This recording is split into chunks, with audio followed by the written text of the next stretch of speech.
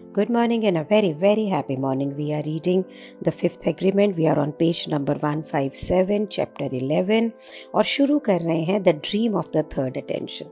Dream इस book के अंदर जिंदगी को बोला गया है जो आप बिल्कुल सपने की तरह जीती हैं. और थर्ड अटेंशन तीसरी जागृति.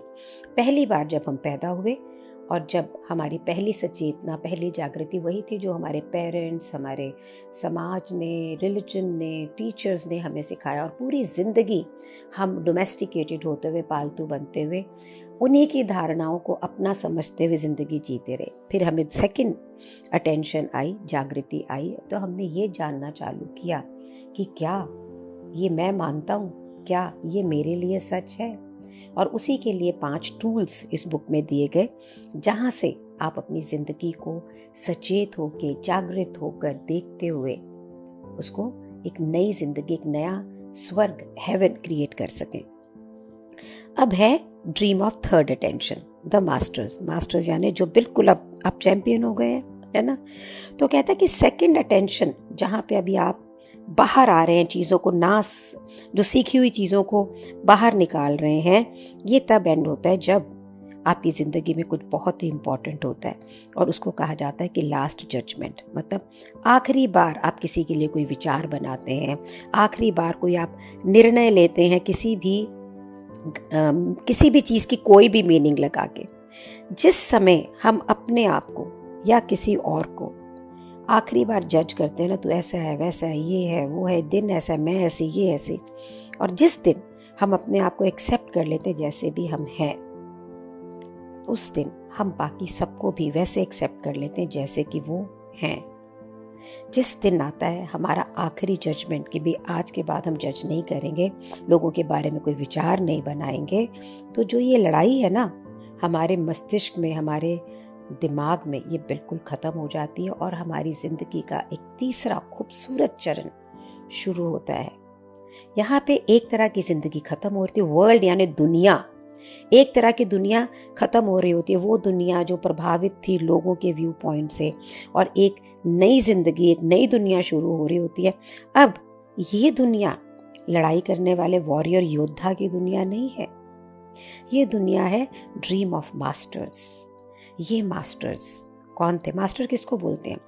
She is a master of painting, she is a master of judo, she is a master of communication, जो उसके अंदर बहुत एक्सेल करता है. ये मास्टर सब पहले योद्धा हैं, उन्होंने जीती है अपनी खुद की पर्सनल लड़ाई. अब ये शांति में है. आप ये देखिए इस बुक के साथ आप कहाँ पहुँच गए. अगर अभी भी लाइफ में जजमेंट वगैरह है तो हम वॉरियर है, बुक पढ़ रहे हैं ना सीखने के लिए, कोई बात नहीं है. तो जो ड्रीम ऑफ द मास्टर्स होते हैं, यानी जो इन मास्टर्स की ज़िंदगी होती है ना, ये ज़िंदगी सच्चाई पे होती है, ये ज़िंदगी मान सम्मान, रिस्पेक्ट पे होती है, ये ज़िंदगी में प्यार भरा होता है और प्रसन्नता भरी होती है. अब ज़िंदगी एक बिल्कुल प्लेग्राउंड बन जाती, जैसे बच्चे नहीं खेलते हैं, बिल्कुल. अब हम जीते हैं, अब हमें मालूम पड़ता है ज़िंदगी क्या है. और ऐसी ज़िंदगी में सिर्फ अगर आप सचेत होंगे तभी वहाँ तक पहुँचेंगे. सचेत about your thoughts, about your belief system, कि कहाँ जा रहे हैं हम. बहुत सारे धर्म, पेज नंबर 158 पे राइटर कहता है, लोग समझते हैं कि जब आखिरी जजमेंट का दिन आएगा ना, तो पाप करने वालों को बहुत पनिशमेंट मिलेगी. वो इस दिन को ऐसे डिस्क्राइब करते हैं कि भगवान आएंगे और आपको जज करेंगे और जितने भी पाप करने वालों को उनको ख़त्म कर देंगे. ऐसा नहीं है. लास्ट जजमेंट, वो कहता है टैरो, एक कार्ड नहीं होता जिसमें लोग टैरो कार्ड से भविष्य बताते हैं चीज़ें, कि टैरो के अंदर एक कार्ड है जो कि इजिप्ट की एक बहुत ही पुरानी माइथोलॉजी से, एंशिएंट माइथोलॉजी से है. यहाँ पे जो मिस्ट्री स्कूल्स बात करते हैं लास्ट जजमेंट की, और वो लोग वेट करते हैं उस दिन का, क्योंकि उस दिन जो मृत व्यक्ति थे वो अपनी कब्र में से निकल के उनका पुनर्जन्म हुआ. ये वो दिन है जिस दिन हमने अपनी सचेतना को पाया, उसे रिकवर किया, जागृत हुए ऐसे दुनिया से जो हमारी थी ही नहीं. तो डे ऑफ लास्ट जजमेंट क्या है कि आपके ये पुरानी विचारधाराएं, घिसे पिटे तरीके से जीना, ये फिनिश हुआ और आप एक नए तरीके से जिंदगी जी रहे हैं. ये वो दिन है कि जब अब आपको डर नहीं लग रहा दोबारा जीवंत होने में. ये वो दिन है कि हम अपनी डिवाइन सेल्फ, अपनी दिव्यता को वापस एक्सपीरियंस कर रहे हैं, अपने बीइंग में आ रहे हैं। अब हम फील कर सकते हैं प्यार, हम फील कर सकते हैं एक्सिस्टेंस हर चीज़ की, हर एक चीज़ में आपको प्यार दिखाई देगा। ये जो पुनर्जन्म का कॉन्सेप्ट है, वंडरफुल कॉन्सेप्ट, बहुत सारे मिस्ट्री स्कूल्स का जो दुनिया में चारों तरफ है, ये बहुत ही नायाब है। जिस समय आप ये इस चीज़ के प्रति सचेत हो जाते हैं ना कि जो भी ये भाषाएं, बिलीफ सिस्टम, ये सब मैंने सीखा है, ये सच नहीं है, फिर क्या बचता है ज़िंदगी में? सिर्फ टू एंजॉय लाइफ। ये पुनर्जन्म ही तो है, और क्या है? जिस समय ना हम हर चीज़ को एक मीनिंग देते हैं, जज करते हैं ना, हर चीज़ का कुछ ना कुछ अर्थ निकालते हैं, तो क्या होता है, बहुत सारी चीज़ों के अंदर हमारी अटेंशन डाइवर्ट हो जाती है ना। और जब आप उन सब में से सारे मीनिंग बाहर निकाल देते हो तो आप कम्युनिकेशन में होते हैं, क्योंकि अब आपकी कोई वहाँ धारणा नहीं है, कोई जजमेंट नहीं है, आप अपने आप में कंप्लीट हो जाते हो। और जो लैंडमार्क की लाइन है, there is nobody out there it's me, यानी आपके लिए आप ही जिंदगी हैं, ये बात सच हो जाती है आप में और बाहर के सितारों में, बाहर के आसमान में, बाहर के पहाड़ों में, बाहर की, you will be able to connect with everything. I am telling you, that's what the truth is. हर चीज आपको ना दुनिया में पता कैसे लगेगा कि आपकी बीइंग का हिस्सा है। जिस समय आप सच को एक्सपीरियंस करेंगे ना, इवन एक पल के लिए, आपका सारा बिलीफ सिस्टम बिल्कुल खत्म हो जाएगा और आप उस समय आपकी जिंदगी में बहुत ही खूबसूरत स्वर्ग में होंगे। सो आपका ये पल, ये दिन, अभी इसी समय हो सकता है बाकी जिंदगी के और दिनों की तरह हो, या आपका ये दिन एक सेलिब्रेशन का दिन बने, एक पुनर्जन्म का दिन बने। हो सकता है ये दिन आपके लिए, अगर आप चाहें तो आप अपनी दुनिया को बदल के वापस जिंदगी के अंदर आ सकते हैं। आपका आज का दिन रियल दिन बन सकता है, जिस समय आप अपनी कब्र जो आपने क्रिएट की है, हर चीज़ों को बिलीव करके, जज करके, जो सोच के मैं ये हूँ, मैं वो हूँ, उसमें से निकल के उसे महसूस करके जो कि आप रियल में हैं।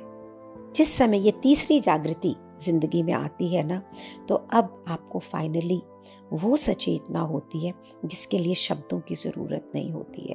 अब कोई भी शब्दों की ज़रूरत नहीं है आपको एक्सप्लेन करने के लिए कि आप कौन हैं। आप शांति में होते हैं, आपको शब्दों की ज़रूरत ही नहीं ये जानने के लिए भी कि मैं क्या हूँ, मैं क्या कर रहा हूँ, वो क्या है। और ये सिखाता कौन है? एसोटेरिक फिलॉसफीज, ये बहुत सारी ज़िंदगी के अंदर जो सो एसोटेरिक मीन्स बहुत ही गहरा गूढ़ तत्व ज्ञान जो फिलॉसफीज हैं, वो अपने अप्रेंटिसेस, अपने आप उसे स्टूडेंट्स बोलो, शिष्य बोलो, या जो उनके साथ काम करते हैं, उनको बताते हैं कि हाईएस्ट पॉइंट जो आप अपनी ज़िंदगी में पहुंच पाते हैं ना, वो तब पहुंचते हैं जब आप ये सिंबल्स, ये बिलीफ सिस्टम, इन सब से बाहर निकल जाते हैं और आप एक हो जाते हैं, हारमोनियस हो जाते हैं। You become one with God. And who is God? You are God. You become one with your own self. हमारे जो पुरातन धर्म है वो क्लेम करते हैं कि कोई भी व्यक्ति किसी भगवान को नाम ही नहीं दे सकता, और ये सच है, क्योंकि ऐसा कुछ है ही नहीं जो प्रभु को पूर्ण रूप से एक्सप्लेन कर सके। हमें सिर्फ ये मालूम है कि गॉड एक शब्द दिया है हमने उस निर्माण को, इस निर्माणकारी जिसने पूरा भव्य संसार बनाया उसको। सो भगवान कौन है? भगवान।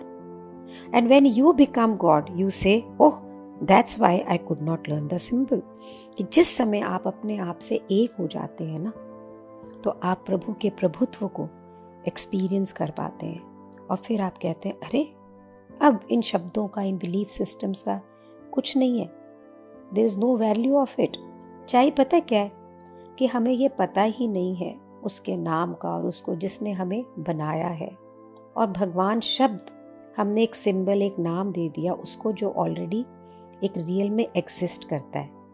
राइटर कहता है मैं इस वर्ड से रेजिस्ट करता हूँ, मुझे नहीं ठीक लगता, क्योंकि ये एक शब्द है जिसको टेढ़ा मेढ़ा कर दिया हमने, उसे अलग अलग तरह के भगवान बना लिए ना। हमने इस शब्द को यूज़ किया, सिंबल्स को यूज़ किया भगवान को एक्सप्लेन करने के लिए। जब भी हम कोई सिंबल्स बनाते हैं तो कैसे बनते हैं? हम उसको एक मीनिंग देते हैं और एग्री करते हैं कि ये मीनिंग इसी शब्द का है। और फिर हम ये देखते हैं कि किस पॉइंट ऑफ व्यू से हम उस शब्द को यूज़ कर रहे हैं। और यहाँ पे कितने सारे पॉइंट ऑफ व्यू, आपके विचार, इसके विचार, उसके विचार। तो राइटर कहता है एज एन आर्टिस्ट, जो मेरी ज़िंदगी का मैं आर्टिस्ट हूँ, मैं बेस्ट तरीके से भगवान को अपने शब्दों से पेंट करूँगा। और यही मैं ऑफ़र कर सकता हूँ, जैसा जो मेरा बेस्ट तरीका है। तो मेरा पेंट किया हुआ भगवान मेरा पर्सनल व्यू है, और यही मैं आपको ऑफर कर सकता हूं कि ये भगवान जो मेरे को जैसा दिखता है। लेकिन अगर आप देखें तो ये भी तो एक स्टोरी है ना, लेकिन मेरे लिए ये बिल्कुल सच है। हो सकता है ये बातें, राइटर कहता है, आपके लिए सेंस बनाए, और हो सकता है ये आपके लिए नहीं बनाए, लेकिन आपको ये ज़रूर मालूम पड़ जाएगा कि पर्सनल पॉइंट ऑफ व्यू होता क्या है। और हर एक के लिए, भगवान के लिए भी एक पर्सनल पॉइंट ऑफ व्यू है। So beautifully explain, so easily explain. इसको सुन रही हूँ, इसे पढ़ रही हूँ, तो मालूम पड़ता है कि हम कितनी सारी व्यासनाएं क्रिएट कर लेते हैं, कितनी सारी चीज़ें क्रिएट कर लेते हैं। और ज़रूरी भी होती है एक आम आदमी के लिए, उसे जीवन में एक सपोर्ट चाहिए। तो मैं इसी बुक का जब 4th एग्रीमेंट पढ़ रही थी, तो उसमें टोटम एक शब्द दिया गया कि एक चिन्ह, तो जिससे आप इंस्पिरेशन लेते हैं, जिससे आप तो जैसे हम कहते हैं ना देवी जी, तो देवी जी से जब हमें डर लगता है, हमें शक्ति चाहिए तो हम शक्ति की बात करते हैं, प्रेम चाहिए तो कृष्णा की बात करते हैं, मर्यादा चाहिए तो राम की बात करते हैं। तो ये क्या है? ये जिस प्रकार से आपने भगवान को एक्सप्लेन किया वो है। हमारे हिंदू भगवानों को इंग्लिश नहीं मानते, इंग्लिश भगवानों को हम सुनते हैं, क्योंकि हमारे सभ्यता के अंदर हमारे पास में रिलीजन्स के लिए बहुत सारा प्यार है। बट इसको अगर ध्यान से देखेंगे ना, तो भगवान शब्द को एक्सप्लेन नहीं किया जा सकता। जिसने ये पूरा भव्य दुनिया क्रिएट किया, उसको एक्सप्लेन किया जा सकता है। आप अपने आप को भी क्या एक्सप्लेन कर सकते हैं? और आपकी दुनिया का क्रिएटर कौन है? आप खुद। You are the creator, you are the प्रभु। मनन चिंतन करेंगे ना, तो जानेंगे कि ये कहाँ लेके जा रहा है। ये एक्सपीरियंस करने की चीज़ है, बुद्धि विलास की नहीं। Look at it. Do share your views regarding this, and do share these videos to many people and like them. Thank you so much for being in my life. Thank you so much.